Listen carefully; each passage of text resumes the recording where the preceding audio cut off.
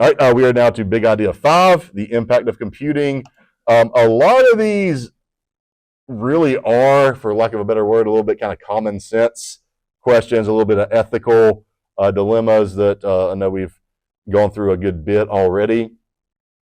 So one area I just want to make sure you remember when we talk about beneficial and harmful and also unintended consequences. Anytime there's a computing innovation, generally we can assume the people behind the innovation have good intentions. Sometimes there are other effects of that innovation that weren't thought of or weren't foreseen that sometimes can be harmful. We'll look at some examples in a second. Also, with the digital divide, just remember that is the digital divide is the concept that there are people in the world, in the U.S., even in our community still. I think it's gotten better since I got here about a decade ago. But I know some of you, if you still live in rural parts of the county, you may still not have as reliable internet as you would like. I know my dad got Starlink a couple years back, and that's been a game changer for him. Before that, his only option was dial-up internet. So the digital divide is people that either through lack of knowledge, lack of ability to use technological innovations in the internet, or where they live, they can't access it or they can't afford it. Just kind of that gap between the haves and the have-nots, and understanding that we want to try to be equitable with our citizens. So a lot of times questions with the digital divide may stem from something about access to information, like it may be something with like job applications. If a company only posts their job applications online, they are pretty much taking anybody that is unable to access the internet consistently. They're not going to be able to have access to apply for that job, and trying to find ways and solutions to make it so that everyone has access, but also keeping in mind some people don't. All right. So some examples. Okay. Cell phones. Okay. Poor focus in school, social isolation. That was probably not something that Apple thought of, especially when they first released the iPhone and it was changing the world. They were thinking, oh, everybody's going to be able to communicate better. We're going to be able to do all these great things with this technology. We're going to have people more connected than ever. And what it actually has led to is more people staring at screens and not talking to each other, people being distracted in school, people distracted while they're driving, social media leading to cyberbullying. So a lot of people, again, with social media, the early creators of social media sites probably had pure intentions of bringing people together, probably in the back of their minds thinking of a way to make money off of it with ads, but they probably did not think about the resulting cyberbullying and online trolling and all of that came along with it. Also, the internet, which was back in my day, we had the dial-up modem, so you had to have a landline to be able to have the internet. And now the internet, switching to cable and fiber optics, has slowly made landlines almost obsolete. Businesses, schools, they still have landlines, but a lot of, just out of curiosity, how many of you still have a landline phone at your house? 1, 2. Okay. So that has changed, okay, over time. So anybody think of any other effects of maybe a technological innovation that maybe wasn't what was intended? Could be good, could be bad. That's kind of we had 3 examples. What about online gaming? How many of you do online gaming? Okay. Anybody think of an effect to online gaming that maybe wasn't? Cyberbullying kind of end with that. So you want people to be able to play together, but then you have, okay, folks, these screen keyboard warriors with their headsets on. Yeah. So, again, there may be a positive intent, but there's negative consequences. Okay. Digital divide. We've talked about bias. Last thing, and we are almost done, okay, with this review. Crowdsourcing and citizen science.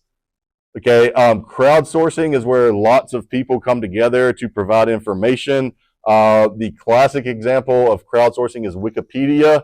I think I have maybe Mr. Bellew stole my candy the other day. I don't think he did, but if I can find some candy, somebody can anybody tell me what Wiki stands for? Obvious. Once you hear it, it is obvious. Wikipedia, or what does anything wiki? What does wiki stand for? All right, I've got a $5 Barbaritos gift card for somebody that can tell me.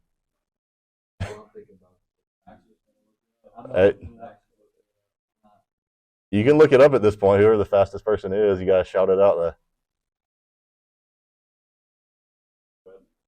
Wiki. Internet Knowledge Index. That is not correct. What does wiki stand for? Quick, very quick. All this technology. Okay. Yeah, I'm looking at wiki web. It's a form of hypertext. Somebody asked Siri. Maybe Siri's smarter. What's that? No.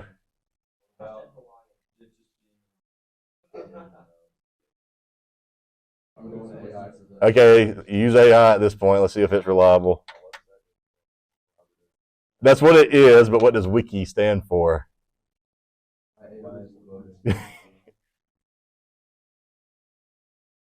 What does wiki stand for? Wiki comes from a Hawaiian word for fast or quick. That's all I got. Yes and no. It is an acronym initially, but it also fits with the Hawaiian. Max, what you get? Max gets the gift card. No. Okay, my AI told me it's not. Your AI is wrong. Okay. All right. Perhaps AI is not always as reliable as we thought. Okay. All right. What I know is that was the essence of Wikipedia when it was created, was crowdsourcing. All these people could say, hey, what I know about this is, and then they curated it. It is still obviously live and open. So anyway, but Wikipedia is a classic example of crowdsourcing. When you work on group projects at school, it's very minuscule in scale. But if you're in like a group of 5 and you're all working on a spreadsheet or a Google slide and each person is contributing all at once, that is crowdsourcing. Okay. A lot of times we want to lump crowdfunding in with crowdsourcing. Yes, technically crowdfunding, a lot of people contributing a little bit, but that is not all of what crowdsourcing is. Okay. Citizen science, that is where citizens will contribute to a scientific endeavor, sometimes through crowdsourcing, but it has a specific goal in mind. So kind of the classic example there is if you have amateur bird watchers across the world that are able to take images of rare species of birds and upload it to a university study. The experts for the university are able to then just kind of process and review the photos. That is a much better way of doing a scientific study about, maybe the visibility of these rare bird species versus, this team of 5 or 6 scientists having to fly all over the world over a year to try to find pictures. They can use citizen science and use those amateur bird watchers to help with the project. Okay. Any questions about the differences there? Okay. Legal and ethical concerns. I thought that was, so this is it. So just remember that anything created on a computer is the property of the creator, or if you do it at work. So for example, Google gives a lot of time to their employees to work on anything they would like. All right. Why does Google do that? It's technically theirs. Okay, now they will probably also argue, and maybe there's some truth to it, that by doing that, they maybe create a happier work environment. People are able to pursue their passions. And maybe perhaps there are some great minds that like that steady paycheck, and they're still going to get a share of it. But also Google is going to own the rights to anything created on their time at their company. So obviously, digital information is easy to duplicate, easy to share. So ownership and usage rights are a primary concern. Just remember open source. That means, like, that's usually referring to software. That means anybody can use it for free, like your operating system's Linux. That is generally open source, meaning it is a free operating system. The benefits of open source software is that it is free. If you are more technically inclined, you may also like the fact that with open source software, you can modify the software to tailor make it to your needs. The downside is, if there's a bug, if there's an error, the support side is not as helpful because it is open source. Open access, that's to do with information like a publication studies that are openly available to the public for free. Just make sure you are familiar with those. And we've talked about the ethical concerns, safe computing. We have hit phishing and keylogging. Most of you had IST, so we're able to get that. Okay. So I'm going to save the written response review for Monday, but if you will, okay, you should be able to go in now to to AP Classroom, and within AP Classroom, you should see a quiz with your last name. It's 20 to 25 questions. Please take advantage of this opportunity. It is created specifically for you.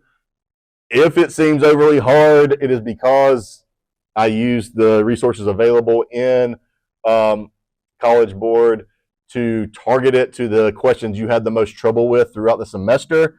So this is not for a grade, but it is for your benefits, okay?